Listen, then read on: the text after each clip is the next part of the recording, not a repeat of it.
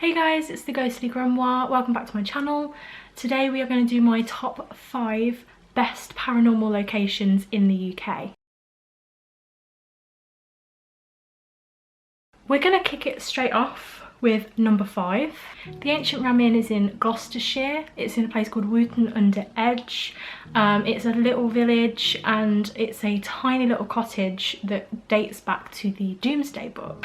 First impressions when we arrived, John, the old owner who's now passed away, the first thing that he said to us was, oh yeah, you know, I've lived here for sort of 40, 50 years, whatever it was at the time, and yeah, at night time I get raped by a ghost.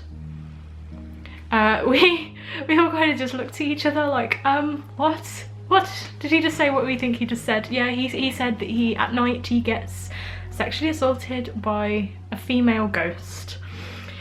Yeah, so we knew that we were in for a hectic night anyway, and aside from interruptions from John, who unfortunately at the time was suffering from dementia, so he would forget that he had teams in there. I mean, we always had permission, we paid, his daughter knew that we were there, we had the keys to the place, but he would sort of like roll in like, oh hi guys, like just while we're in the middle of like vigils and seances and stuff, so it was a little bit difficult.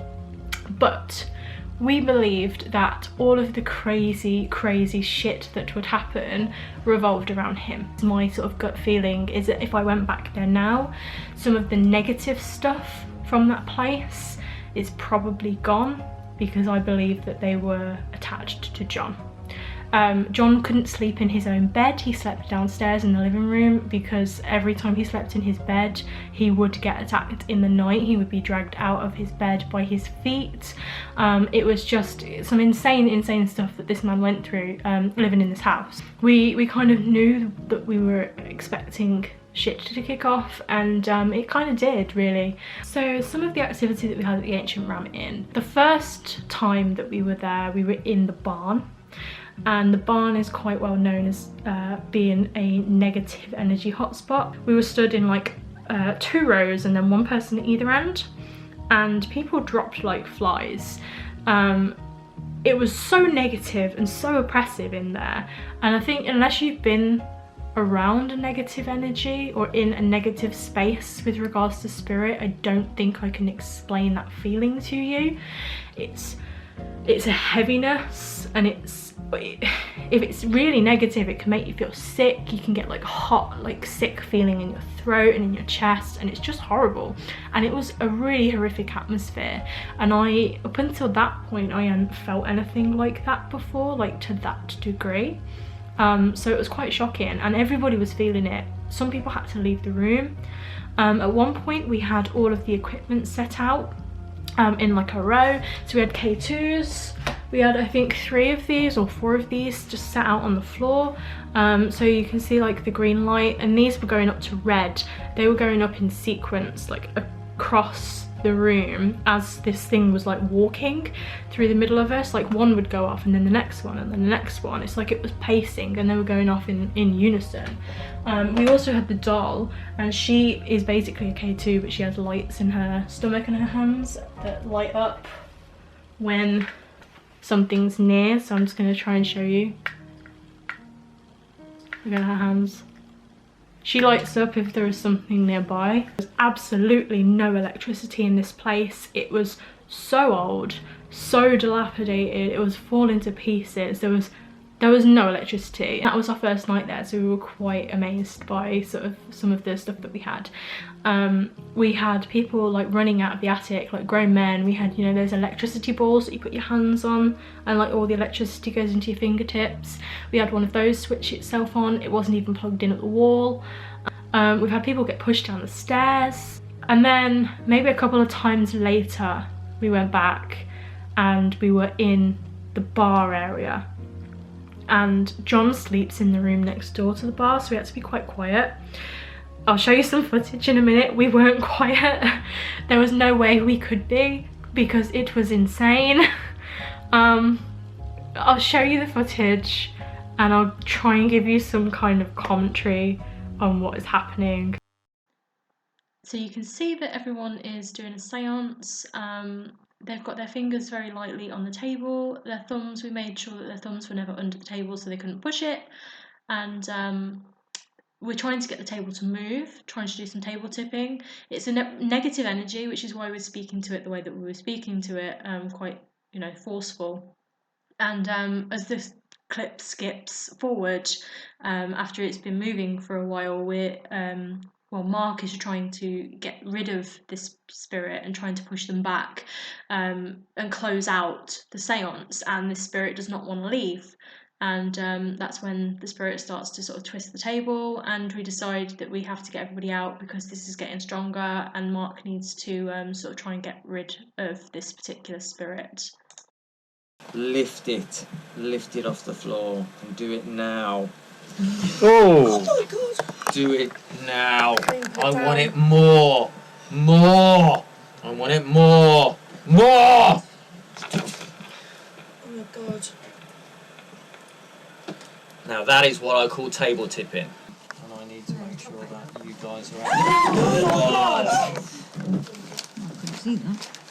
Well, that was impressive. Yeah. Let's try and touch it. Jesus. He doesn't want to go back. What happened there? And he knows I'm getting Moved a lot. now.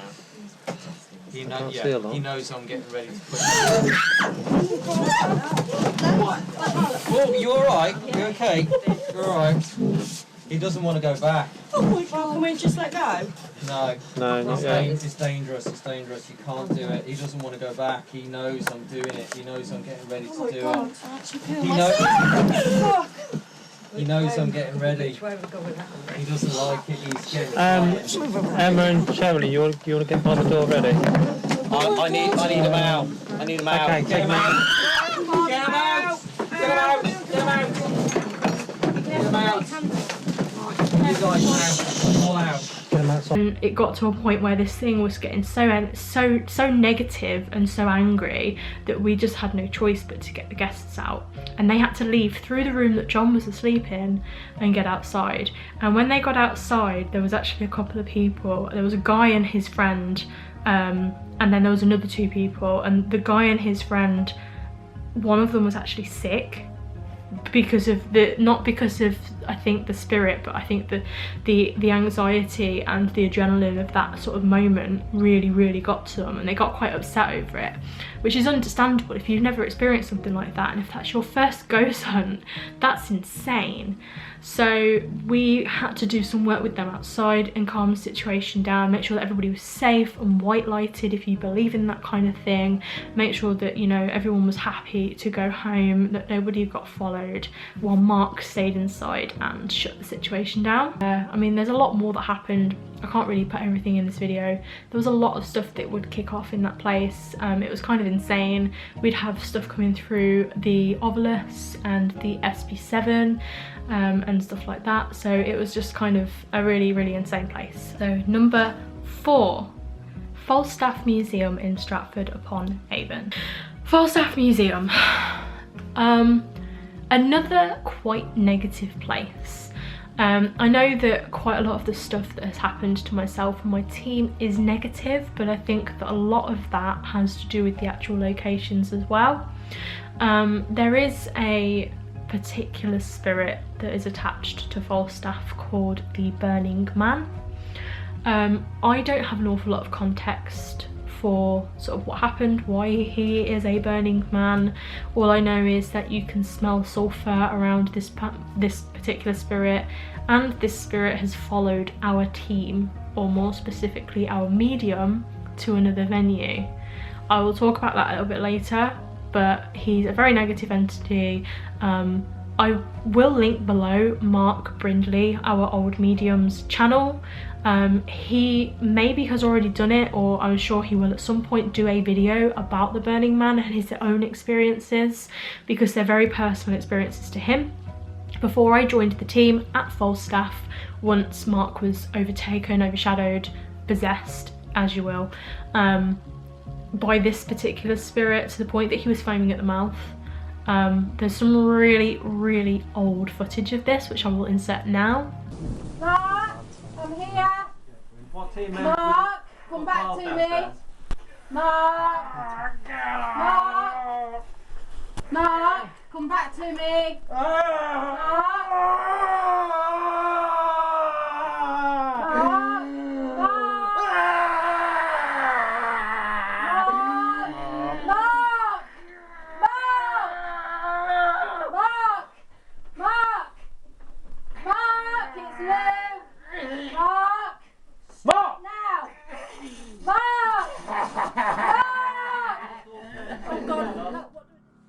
It's really not the best quality because it's from many years ago, but it kind of gives you a bit of an idea. My own experiences in this location mainly have to do with the seance room. So Falstaff has got its own custom built seance room in the attic, which is insane, and I've never been anywhere before that has got a custom built seance room, but it's awesome. So you go up into the attic, you have to get up there by ladder, so it's not the easiest for accessibility, and there is a really big long table, and then at the back there are some curtains and there is a triangle made out of copper. If you're not familiar with some of the sort of theories to do with spirit communication, copper is supposed to be a conduit for spirit, as is water. So, you know, if you mix the two together, generally people say that you're going to have more activity.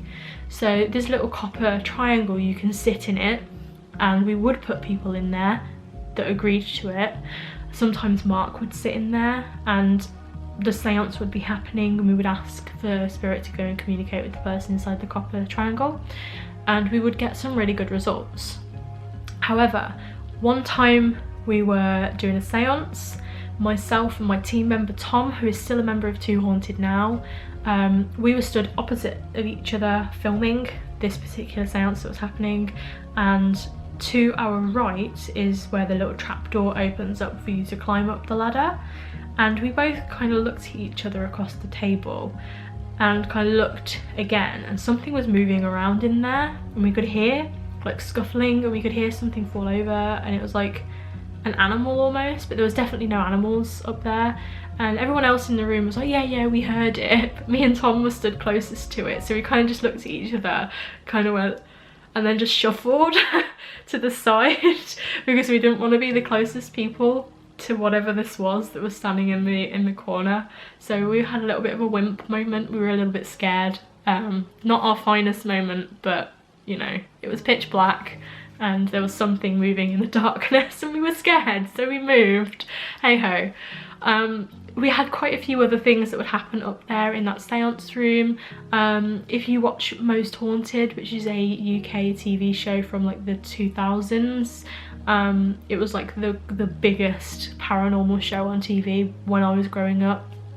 𝕸𝖊𝖉𝖎𝖆, who sadly has now passed away, he was overshadowed by something in the room below this seance room. This particular spirit was quite nasty, and also apparently doesn't like women, so it would mess with women quite a lot as well. Myself and my cousin at a couple of points would feel that we were being touched. I won't go much further into that, but I'm sure you can get the drift of that. I've had that happen at a couple of locations with particular spirits that don't necessarily like women or are particularly interested in women. So that's a thing that happens with ghosts, just in case you were wondering. Yeah, 𝕸𝖊𝖉𝖎𝖆 had a really bad experience. There have been a couple of other like paranormal teams that have gone in there that have had some really negative experiences. We've had a couple of positive ones. We had a communication session with a little girl who was at the point that we were talking to her stuck there. Her sister was waiting for her to be able to cross over so they could cross over together, and as far as I'm aware, we were able to pass that little girl's spirit over, which is what she asked us to do. We had quite a long communication session with her where she was lighting up everything on the table. She was tapping on the table. I'll see if I can find some footage. If I can find it, I'll insert it. At one point I was filming and she was literally tapping on the camera lens, and I had two people sat either side of me and they were like, what the hell is that? And I was like, that's on my camera. And they were like, we can hear that. Like, she was literally tapping on the glass of the camera, and there was no one in front of me. It was I could feel like the camera vibrating in my hand because it was like one of those old camcorders. So that was interesting.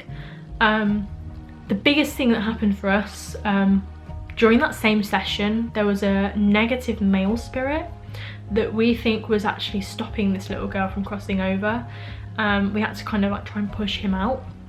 He was all of our energy in the room. There was like 20 of us in there, so there was a lot of energy. And he really didn't like us talking to this little girl spirit. So he, at one point, it was like he was telling her what to do and like controlling her. So we were saying, can you light up the table? Can you do this? Can you do that? And at one point there was maybe 5 or 6 of us around this particular side of the table, and from the corner behind us a man's voice just went, "Do it now." And then everything on the table lit up. We had a spirit lamp, which is like a circuit with like a little lamp that if you press it down, it touches the circuit, it touches the electricity, and then it lights up. We had the doll, we had K2s, we had loads of stuff on the table, and everything lit up at the same time as we all heard, "Do it now," from behind us. Really deep man's voice. There was definitely nobody stood behind me, and like the 4 or 5 of us that were sat in that little section at the end of the table heard it, and we all kind of looked at each other. My eyes started watering because anytime I get any kind of adrenaline, like my eyes start to stream. It's ridiculous. It looks like I'm crying. I had goosebumps. It was just insane. I've never heard like a voice so clear, and it was right behind me, and I know that there was nobody right behind me, and it was a man's voice, and we were all women. There was one man, but I think he was sat at the end, like around that way. So that was kind of insane. Again, if I can find any footage, I don't think I've got the footage of the voice. I don't have all of the footage because this is from many years ago, and we used to film on camcorders, on tapes, so I probably don't have it. But if I find anything, I will insert it now for you. I will insert the links to all of the YouTube videos from our old 2 Haunted Venues YouTube channel as well, so you can go and view the full videos if you want to. I will just insert the clips. Number 3. The Hinckley Museum. Hinckley Museum is a old thatcher's cottage that is in my hometown, Hinckley, which is in Leicestershire in England. I'm born and raised there. I live in Coventry now, but that's for work. Hinckley is my home. It means very much to me, as does the Hinckley Museum. Back when we were a venue group, we had exclusive rights, and I know that there's a lot of paranormal teams out there that aren't a fan of the whole exclusive rights thing, but I will link below a video called The Ghosts of Hinckley Museum, which is a DVD that we did for the museum to raise funds for them. And at the very beginning of that video, the chairman of the museum explains exactly why we're the only team that were allowed in there. To summarise, it's basically because he trusted us not to break stuff. There was some quite valuable stuff in there. We were respectful with our approach towards spirits in there. There wasn't really anything particularly negative. There was one spirit that I will tell you about in a moment, but we can handle him in comparison to some of the spirits that we've dealt with at other locations. So we probably investigated that location about 50 or 60 times over the course of like 2 Haunted running, basically. Okay, maybe that's a big number, but a fair few times. We would go sort of 5 or 6 times a year for like 4 or 5 years, and every penny that we spent to get in there went to the funding of the museum, helping them get a new roof and helping them to sort of fund and stay open. So there's quite a few things that happened when we were at the Hinckley Museum. We built up quite a relationship, I suppose, with some of the spirits. Again, assuming that spirits are real, I'm skeptical in some way. I do believe in ghosts and spirits, but I don't always believe in all of them. There were 3 children. You had Mary, Anna or Annabelle, and William. They were siblings. Mary, I think, was 17 or 18, and the 2 children, William was like 6 or 7, and I think Annie was like 5, 4, something like that.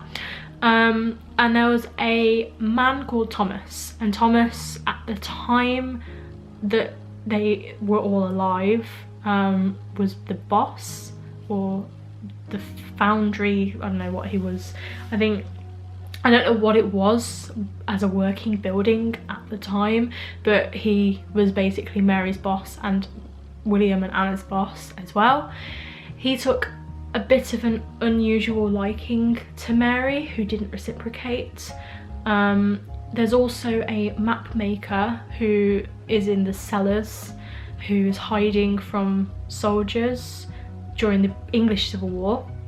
There's a lady in the attic called 𝕬𝖊𝖉𝖆, who's a piano teacher, because it was a house at one point. It's been a house, it's been a factory, it's been a museum, it's been a police station, it's been many, many things. So this lady lived in this building during her life. And there was a couple of other spirits that kind of like hung around and were sort of like mooching, and spirits would come and go and stuff like that. And we built up quite a rapport with them, which is strange, I know, because these are dead people, but we gained their trust over many, many years, over many, many investigations, and you know, eventually they sort of would work with us quite well. There's a couple of people from the museum that don't believe that there is anything there, and then there is some people that do. So if you asked people that were there if it's haunted, depending on who you get, it is and it isn't. One person was adamant that it wasn't until he had an experience one day, which is interesting. He was there on his own and he said, it changed my mind, which he'd worked there for many, many, many, many years. So for that to happen to him, for him to change his mind after such a long time, I found really interesting.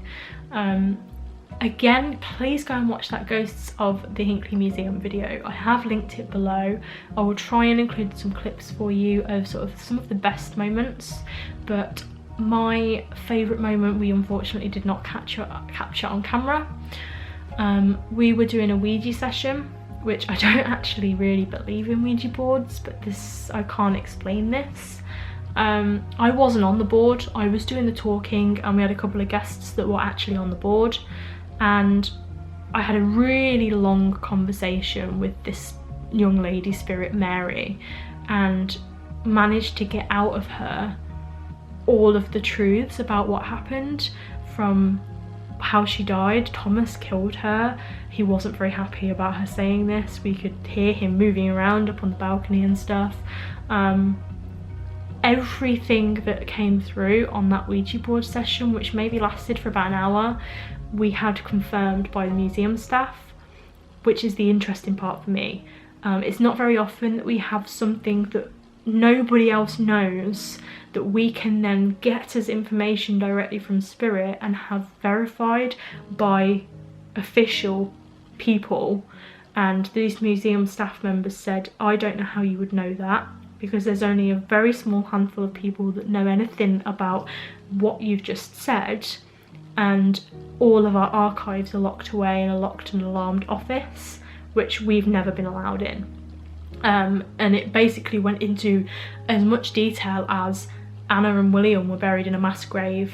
That mass grave was then moved to another location, and we could tell from this Ouija board session where they were buried, where they were moved to. Not public knowledge in any capacity, because they died of like mass disease, like tuberculosis or something, I can't remember. But it was really, really intricate information that had never been released to the public. So that kind of shocked me when we told them about it. They went away, did their research, came back, and they said, actually, you're right. So that freaked me out a little bit, but I felt really happy that I was able to help a spirit to communicate and tell her story that she'd never been able to tell before.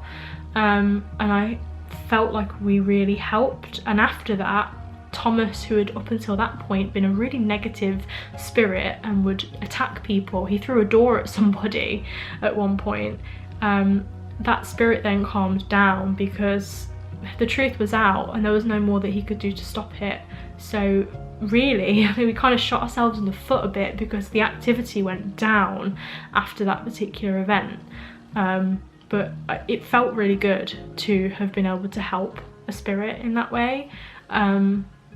Over the course of however many investigations it took for me to build that kind of trust with that particular spirit.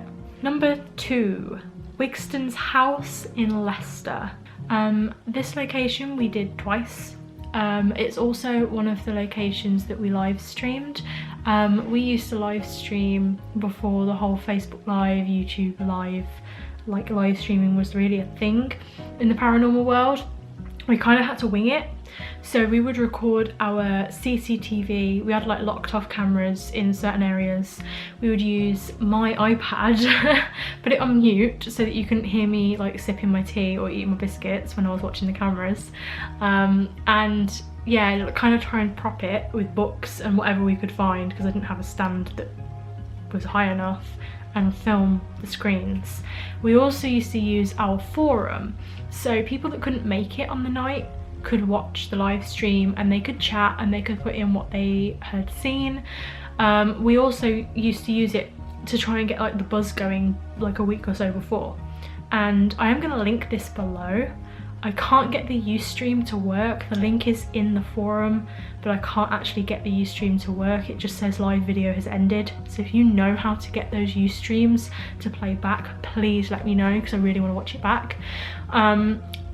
However, have a read through the forum post for the Wygston's house investigation, because we had guests that they're regulars with us, but they were booked to come on to this, and a week or so before they started posting in the forum that some of them were having strange dreams, quite concerning dreams, and having bad feelings about the investigation that was going to happen.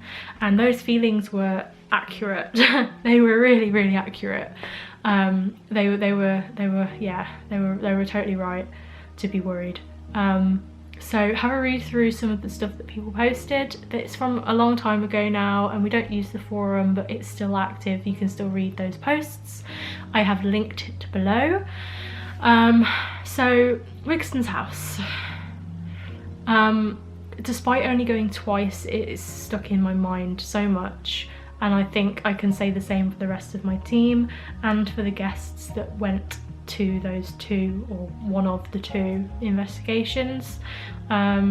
We had a team member's partner get scratched, and Becky is now a member of our team. She is a skeptic. She is the skeptic of all skeptics. Everything to her is, nah, I can explain that, nah, I can explain that, which is a great thing, really great attitude to have towards the paranormal. For her to be a little bit worried by something is concerning for us. She came back downstairs and she said, my back is burning, and lifted her like coat up, and she had scratches down her back, and she said there was absolutely no way that she did that. For a skeptic and a very logical person to not be able to explain something that has happened to her personally, I think is quite evidential. I don't know if I've got any photos. If I can track photos down, I will either post them in this video. If I find them later, please check out my Instagram, 𝕸𝖊𝖉𝖎𝖆. I will link that below as well. If I find it, I will post it at a later date, along with anything else in this video that I haven't perhaps been able to find right now. That's not the only thing that happened. We know that it was quite negative anyway, because Marc had actually been to this location a long time ago, which is one of the reasons why he wanted to do this venue. He'd had a very bad experience with a particular spirit called Wygston. This place was named after him. At the time we investigated, Wygston's house was owned by the Guildhall. It no longer is, unfortunately. It's now a restaurant. I did contact them a few years ago and they seemed keen to have us in. The staff were interested to know about our experiences, but that never happened due to scheduling issues, and I believe now it's under new management and I've not had a response back. So if you're from Wygston's house, or if you know that somebody that works there or you work there, please get in touch. We would love to be able to come back. So aside from Becky being scratched, there are a few other things that happened. So for the majority of the time I was on camera duty and on live stream and forum duty, sort of like managing all of that and giving people updates on what was happening. We had 2 different groups and we made sure to separate them as much as we could. So we had a group down in the cellar and we had a group up on the first floor and attic. At one point, you will see, because I'm going to put a clip in this video for you, we did get everybody together at one point. It looks like madness and it looks like there is loads of people and it's all chatter, blah blah blah, but that's one of the techniques that we used to use at the very end of the night to try and get as much energy in one room as possible. Loads of different experiments going on to see if we could get stuff happening, and it actually did work for us quite a lot of the time. So please don't be confused by why there are so many people in one room. It's not normally how we worked. It was just one of those kind of experiments that we did. I was downstairs when this happened. Again, I was monitoring the cameras. I was a good 2 or 3 floors down and all I heard from upstairs was screaming. And there's been a couple of times on investigations where guests have come along and they're one of those screechy screamers. This wasn't the case. This was a really terrified crying and screaming, and someone shouted down to me that it was Karen, who is my best friend's mum, who I know very well. I've known for many years. She's done many investigations and ghost hunts with us. I've never seen her cry. I have never seen her get scared in my life, and this was horrible to see. So I am going to include the footage, and it may be upsetting if you are not necessarily used to this kind of thing, or if you have maybe a nervous disposition, I'd perhaps not watch or skip past it. It was quite upsetting for me to see, as this is somebody that I know and consider as family.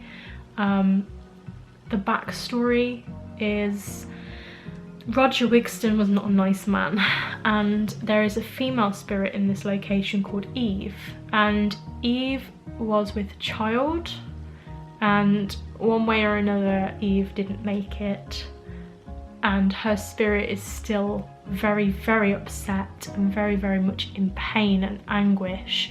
And the only way, I guess, this particular spirit could get across how she felt was to make somebody feel it. And Karen had been talking to her, and obviously she trusted Karen and she felt a connection with her, and she put her feelings onto Karen, which is actually something that happens quite a lot with spirit. I have seen it, stories and cases of this across the world, where spirits manipulate people's emotions and make them feel how they feel. And Karen was very, very upset, and at one point you can hear her say, "I'm so sorry, Eve," because she felt how much pain Eve was in, and the only thing she could think to say was, "I'm sorry."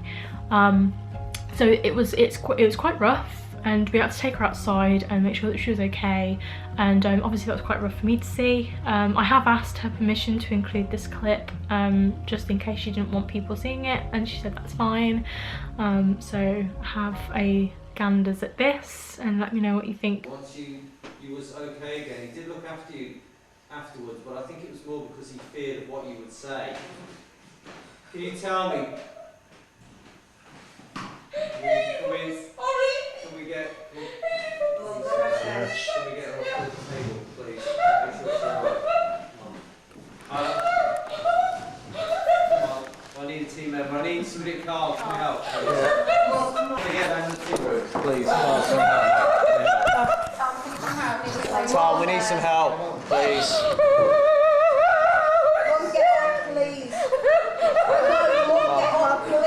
Get her down, get her outside, get some fresh air. Come on, Mum, get on. You need to get downstairs. Come on, take your time down the stairs though, come on. I'm sorry. Which foot, which foot? Someone's got her alarm. Be careful down the stairs with her. Tom, make sure she goes out and gets some fresh air. White lighter, Jane. Do you need to jump down on here now? Yeah. Jane, Ollie. Can you go and white lighter? Can you go and white lighter, please? This next clip is another regular guest of ours. His name is Simon. He's a great guy. He came out with us many times on investigations. I'd never seen him sort of really get affected by spirit to this level. Like with the ancient ram table tipping that you would have seen earlier in this video, it's the same table, so it's still quite a heavy table, and this is the only other time that I've seen table tipping like this work. And you'll see that it moves, and Neil, you see him moving chairs away because everyone stood up because the table's moving that much that they've actually had to stand, and then Simon falls to the ground. Like, the table moves and it pushes him. He doesn't collapse, the table actually pushes him over. And again, everyone's got their fingers like this, so it's not people pushing it, and they're really hard to push, those tables. Even with a bit of force behind them, you'd see it happening. So take a look. Again, let me know what you think. Let me know if you've ever experienced anything like this before, especially with regards to table tipping and stuff like that. Do it as hard as you can. Make it as scary as possible for us. Yes, go on. Go on. Come on, Roger, we're here! Roger, come on! Are you alright, mate? Yeah. What's going on? Aside from Simon's video, there's also another video that I'm going to include. Now, the person involved is not a member of our team anymore. He actually runs the Haunted Antiques Museum in Hinckley now, so you can go check those out. I was in the room for this for once, and he just stopped responding during we kind of all sat around in the room, as you'll see in the video clip, and he just wasn't responding, and we all started to get a little bit worried for him, and we decided that we needed to get him out of that room.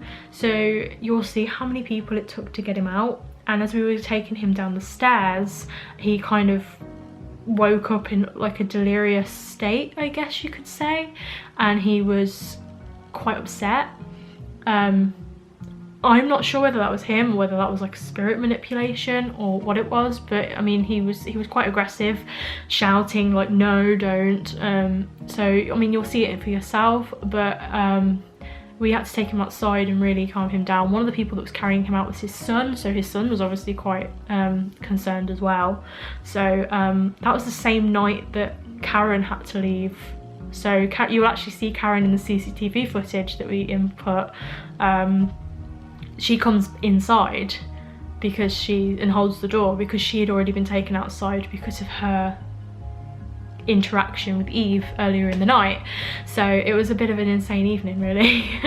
But yeah, so I really want to get back in there, but it's down to the restaurant staff. So I guess we're just gonna have to, fingers crossed, and hold tight and see what happens.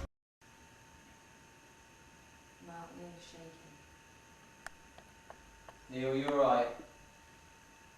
Neil, you okay? Do you want to get him out? Is he all there? We need him out, need him out. Kick him, seriously. Get him out.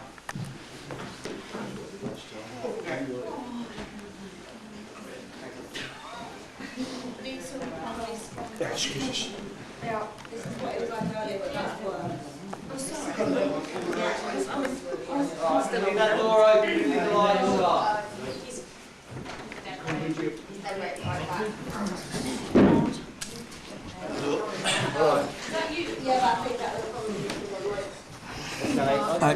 Okay, watch your stairs. I think we're gonna finish, Watch the stairs. You're on, Neil.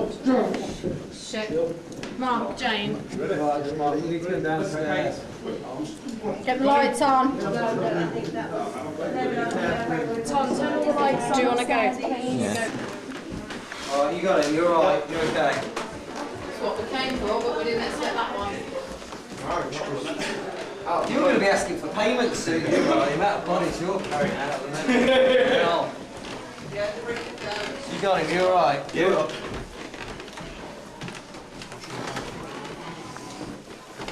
I need a chair outside, please. Put Neil in it. Chair outside. Try Try and get that door open as wide as you can, the door open. Hold up the spool, stick the spool. You're right. You go.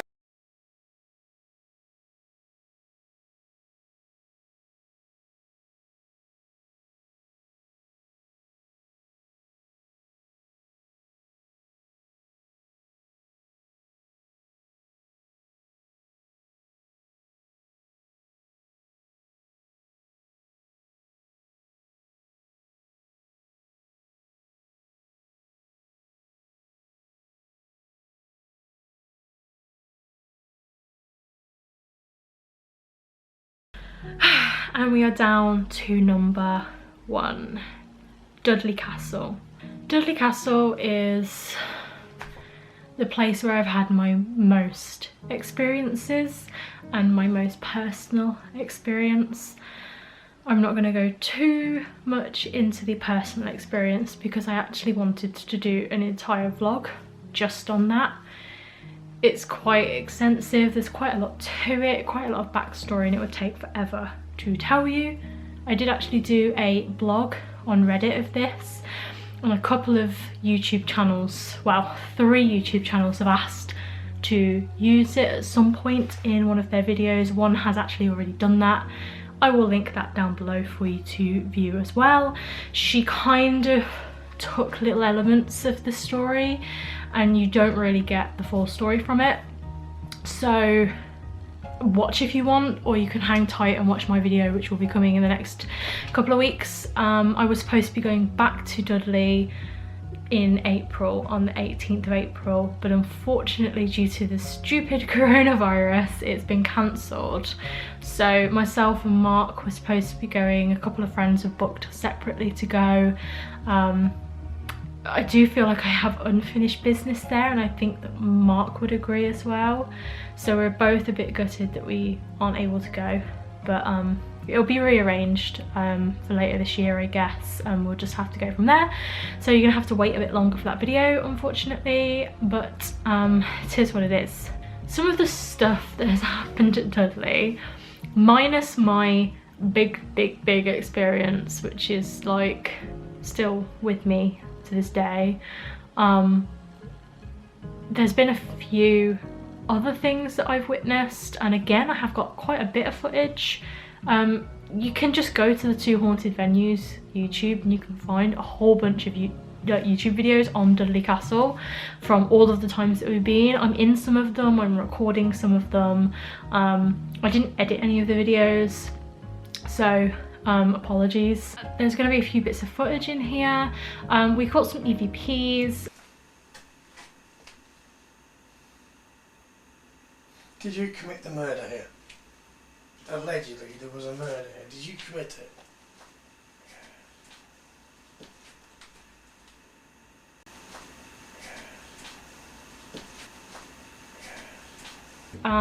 We've had people being scratched, but that's gonna have to wait. You're gonna have to get the full story of that from my personal experience. It wasn't me that was scratched, but it led to my experience. He was scratched down the face, if you're wondering. We've had people sitting in the tower that have heard people walking up and down, and we'd send like one person in, and there's only one way up and down, and it's like a spiral tower. So he well, everybody that we put in there, but there's a particular video where there's a guy that's sitting and he can hear movement and people coming up and down the stairs. We have had loads and loads of Ouija board sessions, and loads of spirit box sessions and Ovilus. I mean, I'm not a big fan of the Ovilus at all. I'm not a big fan of Ouija boards particularly either, but a lot of our guests had a lot come through on them. It's not that I don't like Ouija boards because I'm scared of them, that's not the case at all. I'm really not at all afraid of Ouija boards. I just don't necessarily trust that they're accurate, and I think that people can fake it whether they mean to or not, so I take them with a bit of a pinch of salt, but that's a whole other story. We've had loads of noises and growls and scratches and like on furniture and stuff, loads and loads of EMF spikes, smells, an overshadowing, possession. There's been a lot of stuff that's happened. It's just so active, and it has been maybe 4 years, 5 years potentially since I last went, and honestly I am so freaking desperate to go back, and I'm so mad that this investigation that I had booked next month has been cancelled, because I really feel like I have unfinished business in this location. Look out for my next video, or my next couple of videos, where I will do the Dudley Castle vlog for you. I feel like, because it's so personal to me, it's hard for me to film it, and I have filmed it 4 or 5 times, and I can't quite get myself to put it out. So please bear with me. Please put below if you would actually really like to see that, or if you have been to Dudley Castle, please share with me your experiences, because this location is insane. I would never be able to do it justice in one vlog. If you are in the UK, I also implore you, please go to Dudley Castle. The Undercroft and the kitchen ruins and the museum are the 3 most active places for me. I've never really had that many experiences in the tower, and I don't think I've really had any experiences in the pub that's on site, the Grey Lady. And I've not really had that many experiences in the grounds necessarily either. There used to be an office building that you could get into that was dilapidated, and one of the clips, the EVP clips that I'm going to put in here, of the guy that gets the yes EVP, that takes place in the old office building where a young girl was murdered only 15-20 years ago by a partner. That's been renovated now, so you can't get in there. There's a gate which was built for Queen Elizabeth. I've never really seen anything there, but a few people that I've seen in the news and stuff have been and captured pictures of monks or people standing on the like on the walls and stuff. But yeah, my main experiences are in the actual museum part, like the walk-through museum, in the Undercroft and in the kitchen ruins, which I think are out of bounds now because they're dangerous, which is a real shame. There's a particular spirit called Jacob who wreaks havoc. He wreaks havoc for the zookeepers on site and the castle staff. He's infamous with the staff on site. We've also had a ghost of a person seen in the reptile house, which is just down the path from the castle. For context purposes, Dudley Castle is on a hill, and then the grounds were sold and a zoological gardens has been built around the castle, so it's all one site, really secure, gated entry. We were always let in by a lady called Amy or a guy called Langdon, who are 2 people that work for the castle and zoo. Amy's a historian. She gave us loads of history, so any of the history that I have on Dudley Castle I have because of her, and she works there, so I would hope that she knows what she's talking about. She 100% said there would be nobody in that reptile house, and yet one of our team members saw somebody standing in there, and she said that's not that uncommon. That people have seen people in there as well. So it's ridiculous. The zoo's haunted, the castle's haunted, like Dudley itself has got some ghosts. The station hotel is just opposite the main entrance to the zoo, and that is insanely haunted as well. I'm really hoping to get in there to do an investigation next time. After this time that I go to Dudley, I think I'm going to stay at the Dudley Hotel as well, and I'm really hoping to get some good shit from there too. But yeah, I'm sorry that I couldn't give you a lot of info on number 1. It's my number 1 for a reason, and I have to do a separate video on it. It deserves more than just being in this video. It deserves its own, and it is the most personal story that I have with regards to the paranormal, for definite. So stay tuned for that. If you have visited any of the locations that I've mentioned, please tell me. Get in touch with me on Instagram, Facebook, Twitter, comment below. Please don't forget to subscribe, please don't forget to like this video, and stay tuned for my next Dudley Castle video.